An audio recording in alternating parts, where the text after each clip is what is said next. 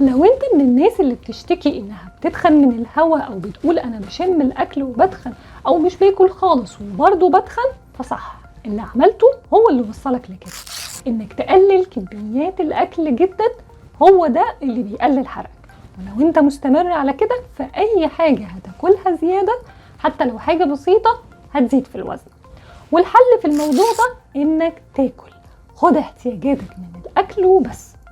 كل اكل صحي بالكميات الصحيحة، زود البروتين في اكلك، واعمل رياضة خصوصا تمرينات المقاومة، اشرب مية بكميات كافية، هو ده اللي هيزود حرقك. فالاكل مش بيتخن، لكن تعرف تاكل قد ايه وتاكل ايه. لا الناس اللي بتاكل كميات كبيرة وفاست فود صح، ولا الناس اللي بتمنع الاكل خالص وتاكل كميات قليلة جدا صح.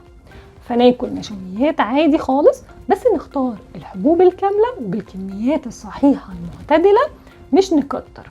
فمثلا ناخد حصة او حصتين في الوجبة من النشويات حسب وزنك واحتياجاتك، ولازم الخضروات والفاكهة عشان ناخد احتياجاتنا من الفيتامينات والمعادن، ومنتجات الألبان كمان ناخدها علشان نغطي احتياجاتنا من الكالسيوم. وطبعا الدهون الصحية كمان مهمة لصحة الجلد والشعر، وكمان تكوين الهرمونات وامتصاص الفيتامينات اللي بتدوب في الدهون. يعني لازم ناكل كل العناصر وبكمية مناسبة علشان نعلي الحرق، وكل ما هتقلل أكلك هيقل معدل الحرق وترجع تاني تزيد في الوزن. هي سايكل، لو عايز توقفها يبقى تمشي على نظام هيلثي من كل العناصر، تستمر عليه وما تخافش من الاكل. لو استفدت من الفيديو بليز لايك وشير، ولو عندكم اسئله اكتبوا لي في التعليقات.